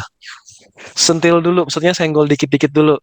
Pada saat nanti top manajemen sudah ngerasa bahwa sudah mulai aware, baru bikin apa namanya, semacam ya kebijakan gitu ya, kebijakan bersama gitu kan, sepakatan bersama. Dari situ baru tuh mulai masukin program-program awareness. Jujur dulu saya untuk safety awareness-nya aja, untuk menjadi habit safety plus 5R itu setengah tahun. Setengah tahun. Bukan waktu yang cepat. Safety plus 5R. Itu pun tidak 100% seluruh karyawan berubah jadi habit yang kita mau. Tapi setidaknya ada perubahan yang sangat signifikan. Minimal-minimal teman-teman udah pada sadar bahwa jalan di pedestrian itu udah senang banget. Yang biasanya kita nggak ada, jadi dibikinin pedestrian, itu nggak pernah diinjek-injek. Itu Kirain nggak boleh diinjek malah Pak Tama. Kalau pas basah Pak, hari pertama, hari kedua, hari ketiganya nggak dipakai, ya kan? Itu kayak begitu. Terus ya forklift, boncengan, nggak pakai helm, nggak pakai itu, akhirnya apa? Forkliftnya dimodifikasi. Jadi kalau pas misalkan safety-nya nggak dipakai, itu bunyi. Forkliftnya bunyi. Atau enggak si rotering apa namanya lemnya nyala gitu. Di setting seperti itu. Jadi tetap awareness terus. Mulai itu sudah 6 bulan, baru mulai ada peringatan-peringatan jika tidak melakukan apa yang sudah disepakati bersama gitu. SP1, SP2, teguran lisan, teguran tertulis itu. Tapi kalau langsung dari awal safety awareness-nya belum, terus kemudian sosialisasinya belum, tahu-tahu SP, nggak bisa gitu. Sulit. Itu hanya sebatas itu sementara aja itu. Ntar kucing-kucingan, shift satunya rapi, shift 2-nya berantakan. Shift 3-nya makin berantakan. Gitu. Nggak ada yang Karena ngawasin. nggak ada pengawasnya, bener gitu. Kalau sekedar cuman SP gampang, manajer juga bisa nge-SP-in gitu kan. Gampang, ketemu nggak pakai helm SP. Tetapi kalau nggak ada yang itu, tetap kita harus persuasif. Dari topnya udah oke, down dengan cara itu. 6 bulan teman-teman saya itu. Walaupun nggak 100%. Jadi jangan merasa bahwa Pak saya udah 3 bulan nggak ada hasil, belum seberapa Pak. Saya 6 bulan aja hasilnya nggak maksimal, masih belum maksimal. Mending setting sistem di robot supaya robotnya sesuai dengan kemampuan kita daripada kita benar-benar persuasif untuk ngedidik, ngedukasi manusia. Gitu. Itu makanya butuh leader, butuh manajer yang benar-benar bisa kena di situ, engage di situ. Itu ya teman-teman. Itu aja. Iya. Oke, lanjut Pak Yudi. Mas Oke, Adam itu aja dari saya. Pak Agus. Pak Agus. Ini Pak Agus Ya. nih. Ayo dong. 2 Wah, tahun. itu malah Pak Agus malah 2 tahun tuh. 2 tahun. 2 tahun Wah, langsung ayo Pak langsung Agus, oke cerita tapi Pak kan Agus. Pak. Kalau 6 bulan itu luar biasa, Pak Tama, benar-benar luar iya. biasa. Saya 6 bulan cuma 600 orang, Pak. Mungkin Pak Agus mungkin 1.500 orang 2 tahun. Saya Ya. 600 orang 3 cabang. 6 bulan, Pak. Masih kecil, Pak. Luar biasa itu. Benar, mungkin tadi clue-nya untuk top down itu memang harus itu Pak. Karena kalau nggak ada komitmen dari atas memang agak susah. Mungkin sedikit nambahin mungkin Pak Yudi, Pak Tama terkait pertanyaan Pak Adam tadi. Ya, silakan. Agak terlambat join. Jadi memang kalau intinya di safety itu kan bahasa kerennya HIRA-DC ya, penting HIRA-DC-nya lah gitu. Hazardnya apa, diidentifikasi, resikonya apa, dilakukan assessment, kemudian ditentukan kontrolnya akan seperti apa. Udah intinya itu aja sebenarnya. Nah, makanya tadi pada saat di industri furniture yang memang background timnya memang rata-rata butuh di develop lebih ya. Mungkin saya agak setuju kalau kadang ada mungkin background pendidikannya rendah atau apa, karena itu nggak menunjukkan tingkat kesadaran safety, tapi lebih Benar. kepada bagaimana awareness itu kebentuk dari latar belakang yang bersangkutan dari awalnya seperti apa gitu. Dan juga biasanya safety itu benar-benar dibentuk dari attitude gitu, dari behavior yang baik, itu safety-nya insya Allah akan baik gitu. Nah makanya kalau tadi sudah ada wacana menerapkan K3 dari Mas Adam, mungkin secara top management juga sudah aware mungkin, cuman belum tahu caranya gimana gitu. Artinya dilakukan ada tim K3.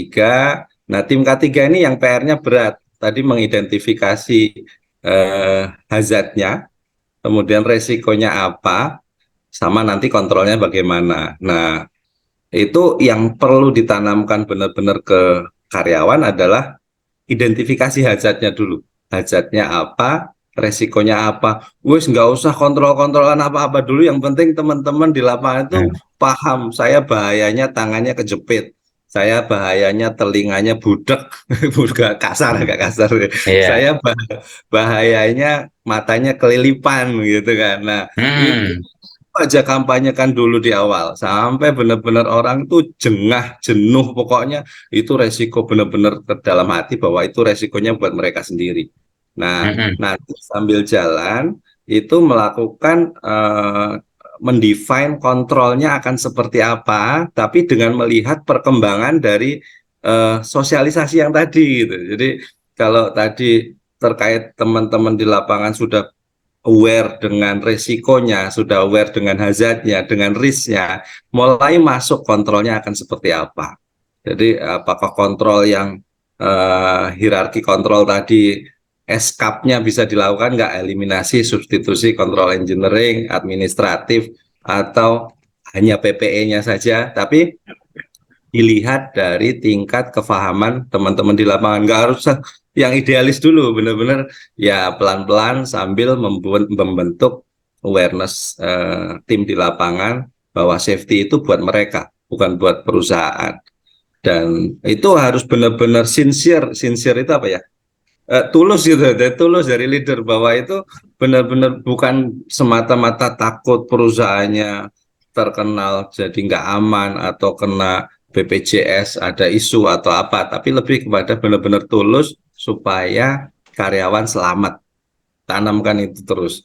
Nah, nanti insya Allah akan membudaya tuh namanya safety dari mereka, aturan-aturannya mulai dibentuk. Tadi Pak Tama juga sampaikan kebijakannya dibentuk, kontrolnya seperti ini. Nanti ada istilah kalau saya itu apa istilahnya, alarm ya, as low as reasonable practical gitu. Jadi kadang kontrol yang jelimet susah itu nggak praktikal gitu. Nah, ini makanya harus dicari oleh tim safety, tim K3, bagaimana kontrol resiko dan hazard itu dengan metode yang paling reasonable, paling praktikal, tapi cukup ampuh untuk mencegah insiden. Mungkin itu Pak Yudi, Pak Tama, sedikit tambah. Siap. Mantap. Terima kasih Pak Agus. Tambahannya mantap, lengkap. Tambahan toppingnya luar biasa. Toppingnya banyak. Dari Pak Tama. Lanjut Itu ya ya. Pak Yudi. Oke.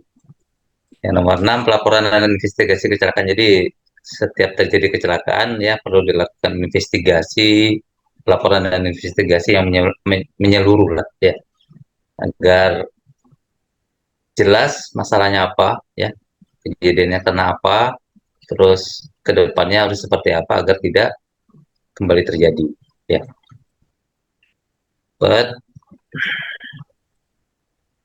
Ini rada delay ya, proses investigasi ya, identifikasi kejadiannya, termasuk mengenali kejadian ini, insidennya, mengendalikan, mengamankan kejadian insiden, korban, TKP dan properti dan lain-lain, melaporkan insiden berdasarkan klasifikasinya, menentukan tim manajemen yang harus terlibat. Investigasi insiden, mengumpulkan data, membentuk tim investigasi, membuat kronologis kejadian, identifikasi sistem proteksi, root cause analisisnya, dan lain-lain ya. 7, budaya. Membudayakan mau K3, mau 5R, dan lain-lain, itu yang paling susah ya. Seperti info Pak Agus tadi ya. Yang terakhir, budaya. Safety itu benar-benar harus menjadi sesuatu yang harus dilakukan setiap hari gitu loh ya, dengan sadar, tanpa perlu diinfokan, tanpa perlu diharuskan, tapi dia udah berjalan dengan sendirinya ya. Makanya perlu diadakan training, briefing yang rutin gitu loh, agar safety itu benar-benar tertanam di tim kita ya. Itu ya, itu aja ya, nggak terlalu banyak. Sekarang kita ngebahas kejadian exit tol Bawen ya. Exit tol Bawen itu yang kejadian real yang baru-baru ini ya. Banyak hal sih ya, seperti info tadi di awal teman-teman semua, bahwa exit tol Bawen itu keluarnya itu ada 2 jalur. Dari gerbang tolnya keluar, mau gerbang tol keluarnya sampai ke titik kejadian itu di atas 1 kilo kalau nggak salah ya. Jalannya menurun itu jalannya menurun tajam ya.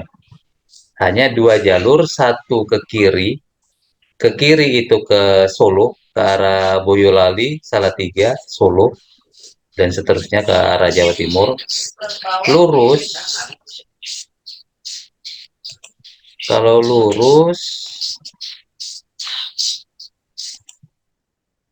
lurus, itu di apa yang mau ke Semarang ataupun ke yang itu ada PLK apa ya? Ungaran dan lain-lain lah ya.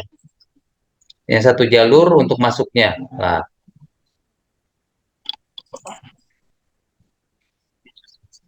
truk itu kan posisinya kosong, ya kan?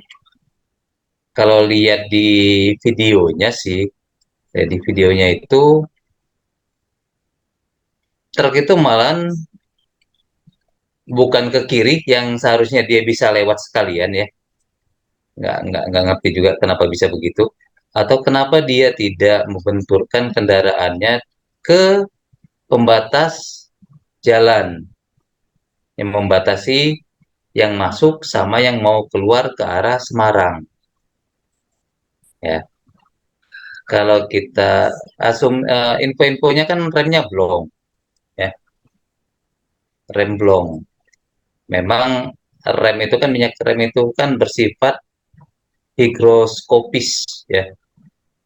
Jadi kalau minyak rem itu dibiarkan, dia akan menyerap air. Makanya minyak rem perlu diganti secara berkala. Mau di motor, mau di mobil, ataupun maupun yang di truk. Gitu ya Pak Agus ya?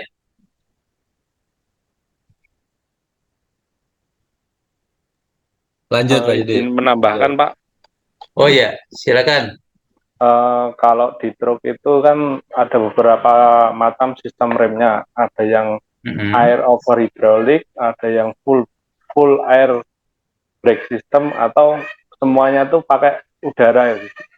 Jadi kalau misalkan kalau yang full udara itu memang di tangki harus di drain ya Pak, karena udara yang masuk ke dalam tangki itu ada yang berubah jadi air ya. Iya, benar. Karena truk-truk zaman dulu itu nggak ada namanya air dryer Pak. Jadi air dryer itu yang mengeringkan udara setelah pompa. Jadi kalau misalkan truk tidak di drain, jadi itu membuat yang ke brake chambernya itu macet. Nah, kalau yang di videonya ini itu kan truk Nissan tahun 97-an itu Pak.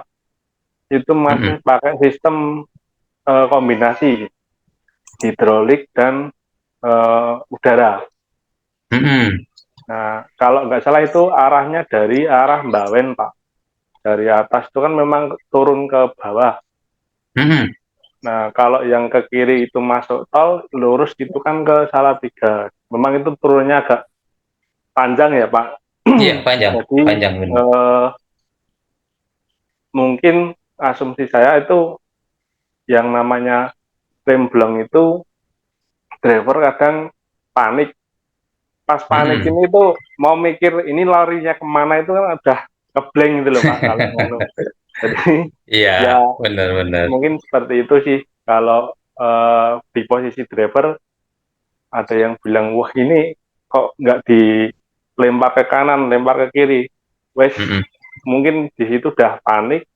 Mungkin siapa tahu kejadiannya itu beberapa meter sebelum berhenti itu loh Pak. Kita nggak bisa menduga dari atas itu udah blong atau saat mau berhenti itu dia udah blong kan. Mungkin driver udah punya estimasi sendiri, oh no, ini kita injak rem mungkin 100 meter sebelum berhenti. Nah, ketika diinjak nggak rem baru dia panik. Siapa tahu dia ngeremnya udah dekat dengan kendaraan di depannya itu Pak. Itu sih Pak. Iya, benar-benar.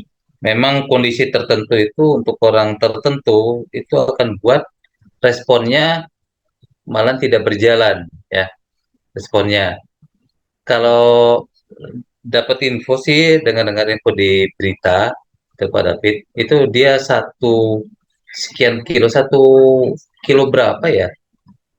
Dia tuh udah klakson terus bahwa dia udah tahu bahwa remnya bermasalah sebenarnya kelihatannya ya, tapi belum ada verifikasi pastinya ya kurang lebih gitu. Nah itu tadi kan eh, kondisi jalannya memang seperti itu ya. Memang respon setiap orang itu akan beda-beda.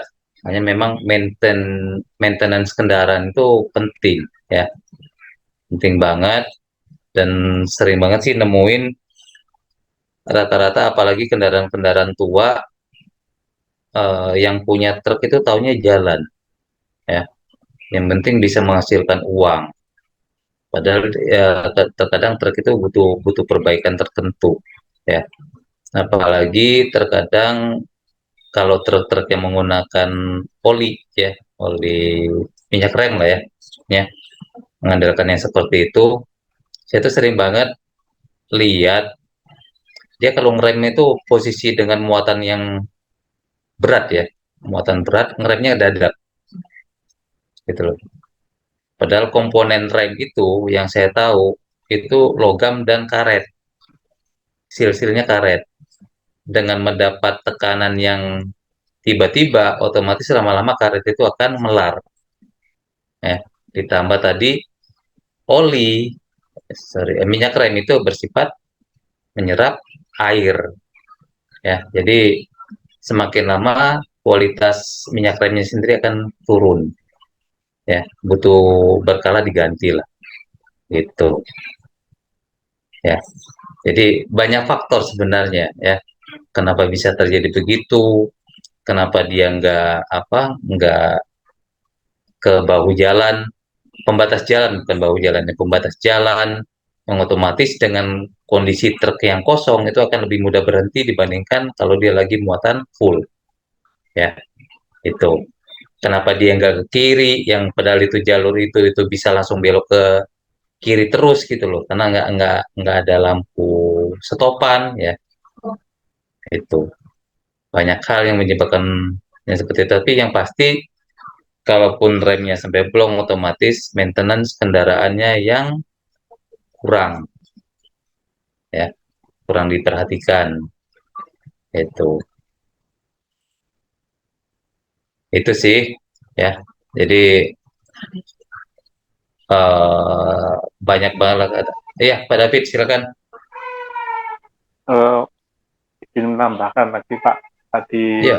dan sharing-sharing sedikit, mungkin Hmm. ada yang lebih senior dari saya, Pak Budi ya, yang pernah di bagian tracking. Biaya maintenance itu terkadang juga tinggi ya Pak, Oh sama pasti Pak.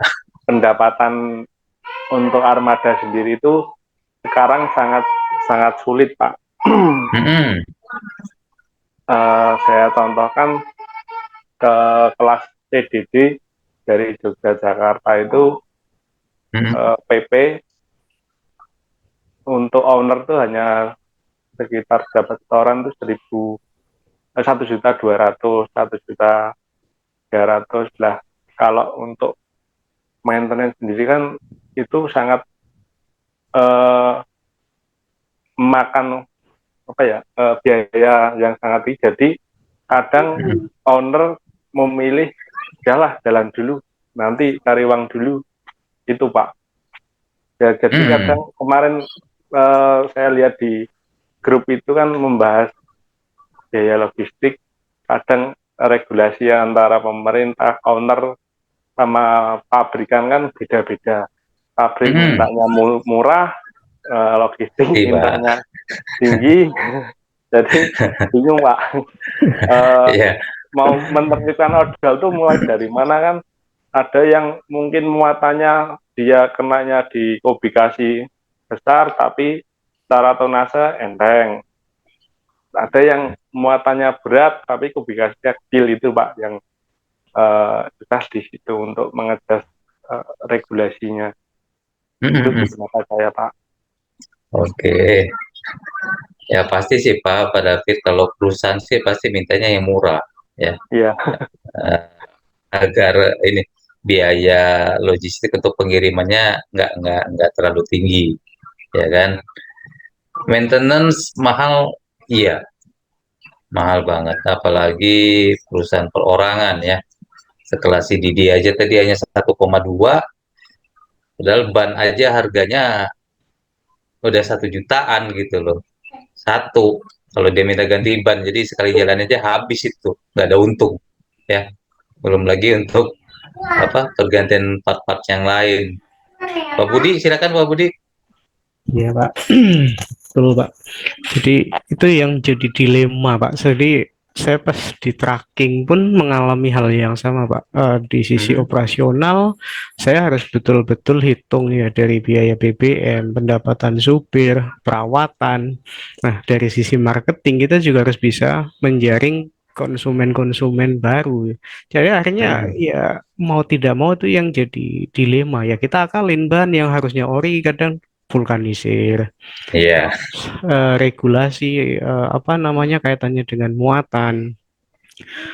Customer itu banyak yang minta lebih dari tonase Pak. Contoh mobil tronton wingbox itu kadang bisa diminta 25 ton, 20, paling kecil 20 ton. Nah, kadang ya aturannya kan cuma 16 ton itu pun sudah maksimal. Nah, tetapi pada prakteknya yang terjadi di lapangan itu tidak Hmm. apa ya, banyak perusahaan-perusahaan besar yang mintanya di atas 20 ton. Kayak kemarin pun saya pernah mengalami kejadian yang sama, ada perusahaan ya Hmm. lumayan cukup punya nama, Hmm. minta dicarikan tracking yang bisa 20 ton ke atas. Padahal sudah saya Hmm. sampaikan resikonya ya dari sisi regulasinya, yang kedua terus dari sisi safety-nya. Ini Hmm. resikonya cukup tinggi ya Pak. Ban pecah, as patah, terus nanti kalau misalkan terjadi barang yang ditumpuk melebihi standar itu rusak. Benar. Itu sangat dilematis sekali. Nah, akhirnya kita mau tidak mau cari jalan tengah. Kita bisa dengan tambahan charge sekian. Itu pun untuk ngakali ya ada mel lah di jalan segala macam. Nah, itu Hmm. yang kadang apa ya? Ya seperti saya pernah sampaikan ya. Satu kesadaran safety ya, baik dari apa namanya yang punya barang, terus Hmm. yang kedua dilema dari pemilik usaha jasa angkutannya itu sendiri. Iya. Nah, itu yang perlu yang paling lebih aman sebenarnya kalau di industri chemical karena mereka lebih aware dengan safety, tapi kalau untuk industri-industri yang lain belum. Nah, kalau yang di frozen food itu lebih lebih aman Pak, karena biasanya dia kubikasinya besar, tonasenya juga ringan. Nah, biayanya Iya. pun lebih bisa inilah apa namanya bisa dinegosiasikan. Nah, kemarin Hmm. saya di CP itu untuk tronton wingbox itu maksimal hanya 12-13 ton Pak. Tidak pernah lebih dari situ karena satu kapasitasnya Oh. memang untuk kubikasinya terbatas. Oh Jadi iya iya lebih iya. aman. Karena kan dia menggunakan river ya, jadi dia ada Ah, batasan-batasan itu. Nah, tapi kalau untuk industri lain selain itu agak-agak berat lah. oke. Kalau saya dulu di perusahaan yang lama sih Pak, memang kan yang saya tahu truk itu kan dibagi kelas-kelasnya tuh, ya. Di Betul. sama bagian transport kita tuh bagi kelasnya. Jadi dia ada kelas-kelas tersendiri, sekian ton seperti Wingbox itu kan ada yang Betul, Pak. Jadi 18 ton, ada yang 22 ton kalau saya nggak salah ya. Itu. saya tambahin Pak, CDD Hmm. itu kan 4 ton 200 ya Pak, maksimalnya Ya. itu kalau di JBP-nya, tetapi prakteknya Mm-mm. kadang sampai 6 ton. Terus ada CDD long itu biasanya sekitar 6 ton. Tapi sebenarnya kalau CDD long itu sebenarnya kapasitasnya hampir sama Pak dengan CDD standar, cuman dia harusnya yang kubikasi besar. Yang Iya, kedua yang ringan, ya. Fuso itu sekitar Betul, betul, 8 Pak. ton. Terus nanti ada Hmm. tronton. Tronton itu 12 ton sampai 16 ton maksimal. Aturan sebenarnya 16 ton Pak maksimal, tidak boleh lebih. Kalau Ya. 18 ton itu gandeng, kereta gandeng itu 18 ton. Hmm. Nah, cuman Ya mungkin build up sih Pak. Jadi kalau saya dulu di Solo nih, ya. Kalau Bapak ngomong CDD kan memang secara GBB-nya kan 4, sekian ton. Iya, betul. Kita muatnya 8,5 ton, Pak. Betul. Itu kalau mobil bak kayu, Pak. Enggak, Pak, itu bak Box. bak biasa, bak besi yang bisa buka kiri kanan sama belakang. Wah, itu review. Saya bawa. Jadi kita kan jual gypsum juga. Gypsum itu kirim dari tempat saya ke Solo, satu paletan gypsum itu kan isinya 100 100 lembar. lembar, ya. Saya kirimnya 400 lembar, Pak. 8,5 ton. Oh. Tapi Kalau di medannya luar, gimana, Pak? Medannya kalau terlalu ekstrim ya, Pak? gini, karena kita berani begitu, jalurnya kan rata. Nah, saya Nah, paling kalau parah ke ketemu, Cianjur, Pak. oh gitu. Kalau saya Kalau ke ke Salatiga, Boyolali, itu nggak berani, Pak. Paling 250, karena jalurnya naik turun. Itu. Tapi kalau kota-kota jujur aja itu sampai 4 palet, ya, ditumpuk dua begitu. Baknya sampai dibuka dan ditali di belakangnya, pintu belakangnya, agar bisa duduk itunya, gypsumnya, ya. Saat jalan aja itu goyang-goyang udah ngeri banget liatinnya. Waduh, ngeri, Pak. Itu. Saya kira kita kirim keramik itu rata-rata 8,5 ton pakai CDD. Itu. 8,5 ton itu kapasitas fuso, Pak, harusnya, Pak. Mobil sendiri, Pak. Kalau kita pakai bak kayu seperti Bapak ngomong tadi, bak kayu itu kan biasanya kan truk pasir. 10 ton, Pak. Betul. Cuman kadang Itu. Muatan tergantung 10 rute ton. sih, Pak. Tapi kalau truk pasir Kemarin sih sih saya memang berani, paling Pak. betul, karena dia bannya pun juga sudah beda sih, Pak. Ringnya sudah mereka ganti sih. Biasanya sih kapasitas yang lebih besar, yang biasa dari ring 16 bisa pakai ring 17. Itu Ya, itu resiko besar, Pak. di daerah sih, Pak. Kalau di kota sih nggak berani lah. Lagian transporter mana ada Saya yang mau, Pak. Oh, masih Pak Haji ada tuh, loh, Pak. Pak. Mana ada yang mau kirim. Sampai Dari segitu. dari 5 ton aja udah Batam, teriak dia. Nah, ini dari kelebihan Batam. muatannya gitu kan. Tapi Karena punya ada sih, Pak, sendiri. beberapa perusahaan yang bagus komitmennya ya, Pak. Contoh kayak yang di Pasuruan ya, perusahaan Henkel lah ya, Pak. Itu mereka dengan tegas, pokoknya kalau melebihi batas GBB, mereka retur, Pak, satu truk itu. Jadi misalkan dia maksimalnya 16 ton, ya sudah 16 ton, lewat dari angka itu, diretur, Pak, satu truk, dikembalikan. Oh, Tidak mau terima. oke. Itu sangat bagus, dan posisi ban itu tidak boleh vulkanisir dan harus masih dalam kondisi 70%. Surat tidak boleh tilang, harus hidup dan tidak boleh ditilang. Terus safety dan APD. Ya, dari secara harga memang bagus sih, Pak, untuk ke tracking ya. Harganya cukup bagus karena mereka benar-benar menerapkan itu. Saya pernah ngirim ke sana, hampir ditolak, Pak, karena bannya itu satu ada yang 50%. Akhirnya kita ganti dengan yang baru. Mereka masih kasih kesempatan untuk ganti ban dulu. Oke. Ya, bagus lah, Pak. Ada aja lah ya perusahaan-perusahaan yang awareness-nya tinggi. Ya. Kalau Terutama saya itu kita, chemical sih, Pak. Kalau untuk selain industri itu kayak gypsum, keramik, bahan pangan di luar frozen agak-agak berat sih, Pak. Costnya jauh sekali dari harapan ya. Bahkan ada ya yang lebih sedih lagi itu ini, Pak. Kalau harga dari barat ke timur itu bagus, tapi kalau dari Surabaya ke barat, ya mungkin praktisi yang ini tahu lah harga dari sana itu hancur-hancuran ya, dan perang harga. Hancur, Pak, hancur. benar, infonya sih begitu yang saya dengar. Paling enak Jakarta ke sana. Betul. Sekitaran Jakarta tuh enak.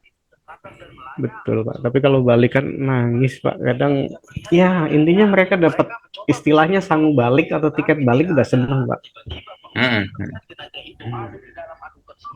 Itu. Betul, Pak Budi.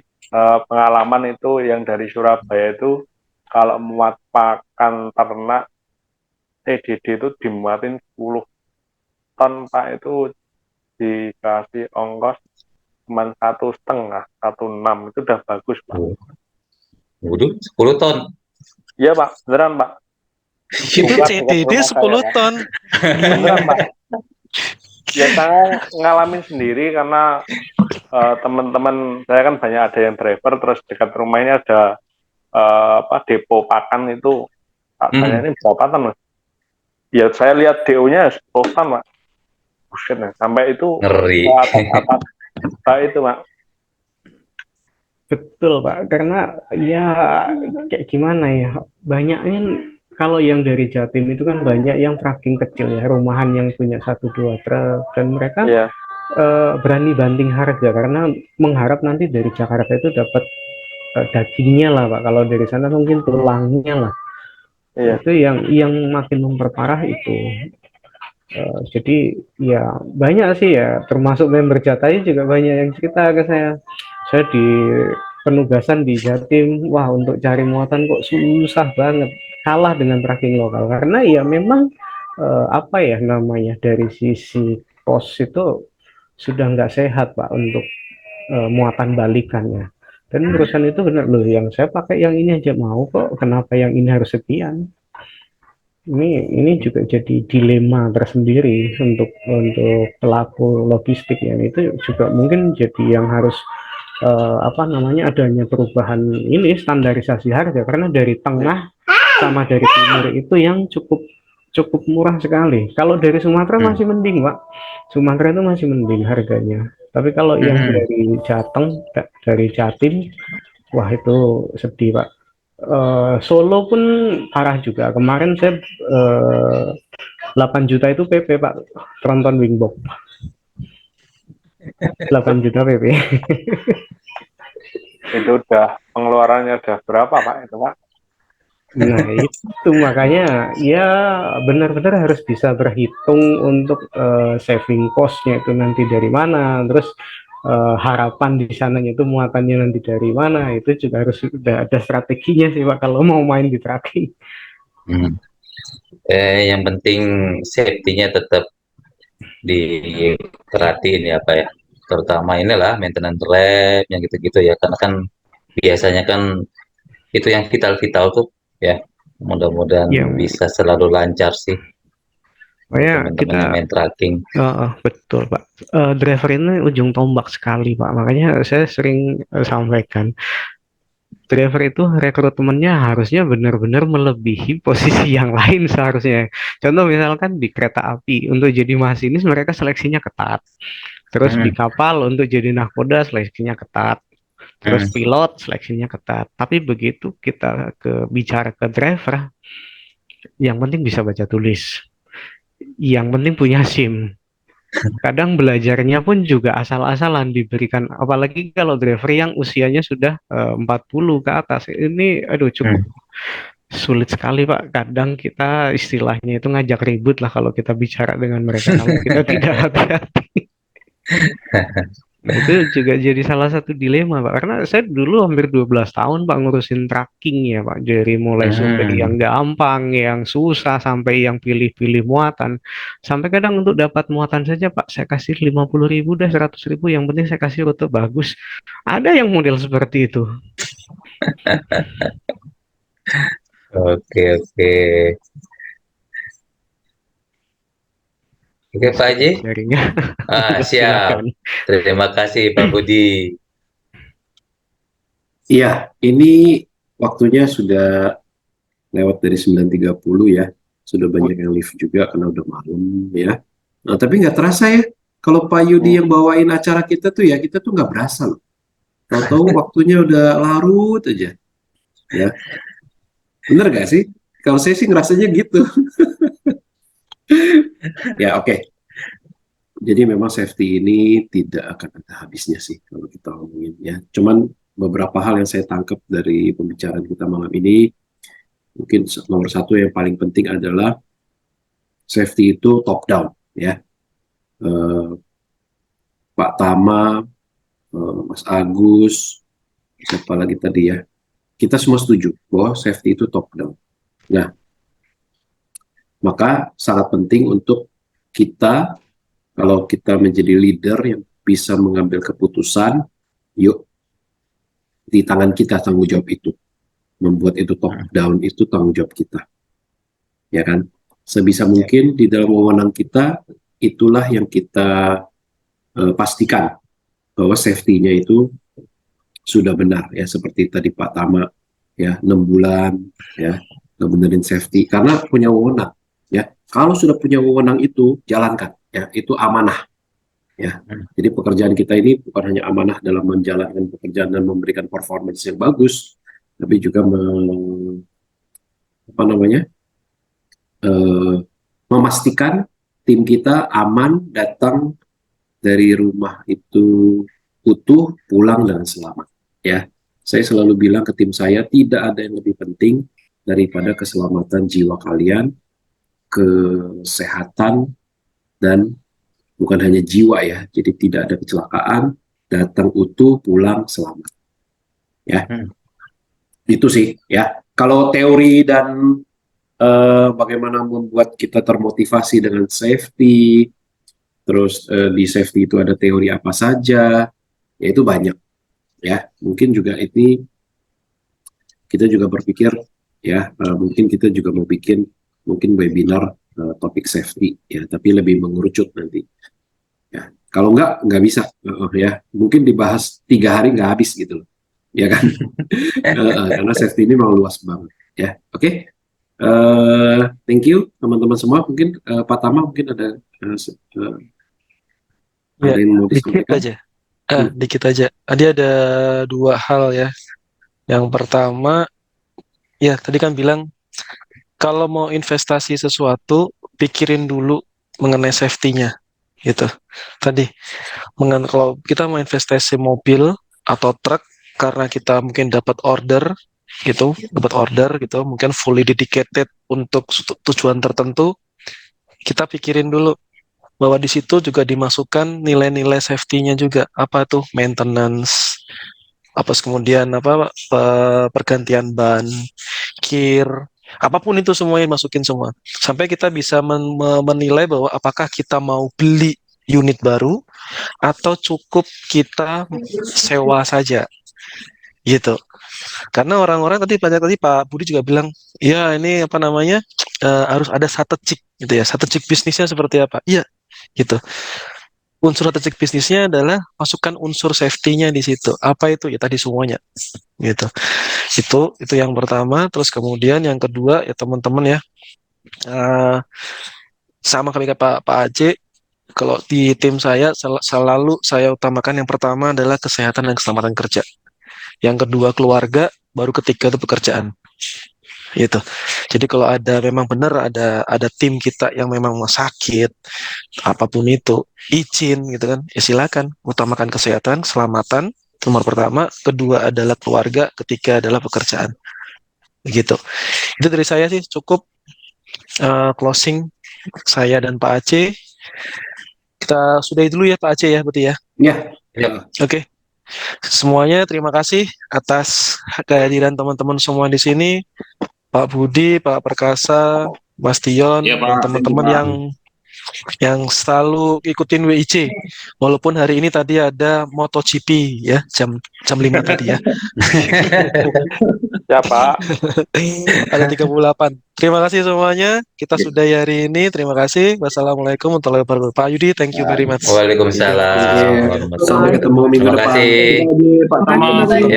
Waalaikumsalam. Iya.